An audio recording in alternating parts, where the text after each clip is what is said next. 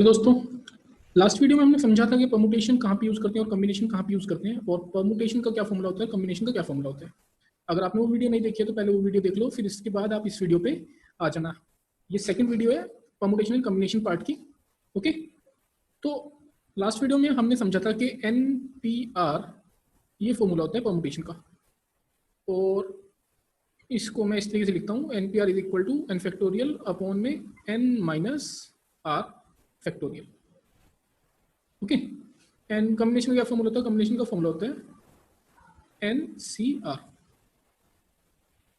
where NCR is equal to n factorial upon n minus r factorial into में r factorial। Okay, तो देखो दोस्तों, ये तो हो गए सिंपल फॉर्मूलेज। अब मैं आपको बताऊंगा इस वीडियो में कि इन फॉर्मूलाज को भी हमें याद करने की जरूरत नहीं है, हम सिंपल सॉल्व कर सकते हैं अगर मेरे पास कोई परमुटेशन का फॉर्मूला मुझे लगाना पड़ता है। लाइक एक एग्जांपल लेते हैं, जैसे 10p2 है, तो मैं 10p2 को क्या लिखूंगा, 10p2 को मैं लिखूंगा 10 फैक्टोरियल अपॉन में 10 माइनस 2 फैक्टोरियल, 10 माइनस 2 फैक्टोरियल यानी कि 8 फैक्टोरियल। ओके, और I can write 10 factorial upon में 10 माइनस 2 फैक्टोरियल इज 8 फैक्टोरियल। यहाँ पे क्या मैं ऐसे लिख सकता हूँ, 10 into 9 into 8 factorial. 10 factorial is 10 factorial is this, है ना, सेम ही चीज़ है। और मैं इसको 8 फैक्टोरियल को नीचे ले देता हूँ। अब मैं 8 फैक्टोरियल से 8 फैक्टोरियल को अगर काट देता हूँ तो मेरे पास क्या आ जाता है, मेरे पास आ जाता है 10 इंटू 9। समझे? तो इसका मतलब क्या मैं कह सकता हूँ कि 10p2 बराबर है 10 इंटू 9, है ना। तो अभी एक और समझते हैं, एक और बार। 10p3 अगर होता है यहाँ पे तो क्या होता, तो मैं यहाँ पे 10 फैक्टोरियल यानी कि 10 इंटू 9 इंटू 8 इंटू 7 फैक्टोरियल लिख सकता था, और नीचे में लिख देता 10 माइनस 3 यानी कि 7 फैक्टोरियल। तो इसका मतलब ये हो जाता 10 इंटू 9 इंटू 8। तो इसका मतलब 10p3 का मतलब होता है 10 इंटू 9 इंटू 8। तो इन दो एग्जाम्पल से मुझे क्या समझ में आ रहा है कि मेरे पास जो r की जितनी भी वैल्यू होगी, मैं n की उतनी ही वैल्यूज लेके यानी कि उतने स्टेप्स लेके बस उनको मल्टीप्लाई कर दूँ। लाइक अगर मेरे पास 10p4 है तो मैं 10 को 4 स्टेप्स तक नीचे लेके जाऊंगा, यानी कि कंसेक्यूटिव नंबर्स लूंगा डाउनवर्ड्स, और बस ये मेरा इसका फॉर्मूला बन गया। ओके, तो ये आपको फॉर्मूला होता है किसका, NPR का, यानी कि परमुटेशन का, और ये इसका शॉर्टकट होता है, बड़े आराम से आप इसको सॉल्व कर सकते हो। नेक्स्ट मैं बात करता हूँ कॉम्बिनेशन के फॉर्मूला के बारे में। यहाँ पे भी एक केस ले लेते हैं, जैसे 10c2 ले लेते हैं आप, तो ये आ जाता है मेरे पास 10 फैक्टोरियल अपॉन 10 माइनस 2 फैक्टोरियल यानी कि 8 फैक्टोरियल इंटू में व्हाट, इंटू में 2 फैक्टोरियल। ठीक है, इसको मैं लेता हूँ 10 into 8, 10 into 9 into 8 factorial numerator में, और डिनोमिनेटर में आ जाएगा आपका 8 फैक्टोरियल इंटू में 2 फैक्टोरियल। तो 8 फैक्टोरियल से 8 फैक्टोरियल तो हो गया कैंसिल, तो ये बन गया मेरे पास 10 इंटू 9 अपॉन में 2 इंटू। तो इसका मतलब क्या है, इसमें आपको क्या करना होता है, 10c2 is equal to what, 10c2 is equal to हो गया 10 इंटू 9 अपॉन में 2 इंटू 1। दैट मीन्स आपने क्या करना है, आपने n को उतनी स्टेप्स तक नीचे लेके जाना जितनी r की वैल्यू है, और डिनोमिनेटर में आपने क्या करना है, आपने जो r की वैल्यू है बस उसका फैक्टोरियल लिख देना है।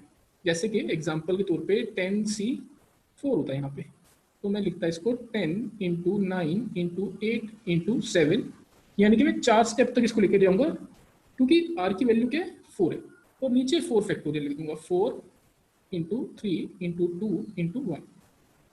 एक और एग्जाम्पल 10 20 ले लेते हैं, चलो 10 ले लेते हैं 20c5, तो ये आ जाएगा मेरे पास 20 into 19 into 18 into 17 into 14 upon 5 into 4 into 3 into 2 into 1, तो 5 फैक्टोरियल नीचे आ जाएगा। तो आप समझ गए होंगे, आपको फॉर्मूला याद नहीं करना, आपको बस ये मेथड याद हो जाए तो बड़े आराम से आप क्वेश्चंस को सॉल्व कर सकते हो। ओके, एक और चीज़ मैं आपको यहाँ पे बता देता हूँ कि NCR जो होता है ये इक्वल होता है NCN माइनस R के।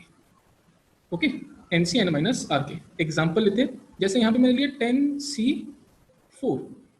तो 10C4 इसके अकॉर्डिंग, इस फॉर्मूला के अकॉर्डिंग किसके बराबर होना चाहिए?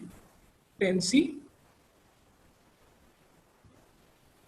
10-4 के, which is equal to what, which is equal to 10C6। तो देख लेते हैं एक बार। 10C4 को मैं कैसे लिखूंगा? 10 फैक्टोरियल अपॉन में 10-4 फैक्टोरियल इंटू में 4 फैक्टोरियल।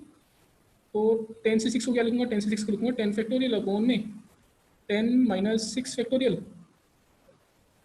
इंटू में 6 फैक्टोरियल। ओके, तो ये आ जाएगा बच्चों 10 फैक्टोरियल अपॉन में 6 फैक्टोरियल इंटू में 4 फैक्टोरियल। और ये भी आपका हो जाता है 10 फैक्टोरियल अपॉन में 4 फैक्टोरियल इंटू में 6 फैक्टोरियल। अब मेरे को बताइए ये दोनों एक हैं कि नहीं है? सेम है ना? दैट मीन्स आप कभी भी कोई भी क्वेश्चन सॉल्व कर रहे हो जिसमें डिनोमिनेटर जो है, आर की वैल्यू जो है वो बड़ी आ जाती है, लाइक 10C7 आ गई मेरे पास, तो मैं इसको बड़े आराम से लिख सकता हूँ 10C3, क्योंकि 10C7 is equal to 10-7 which is 3।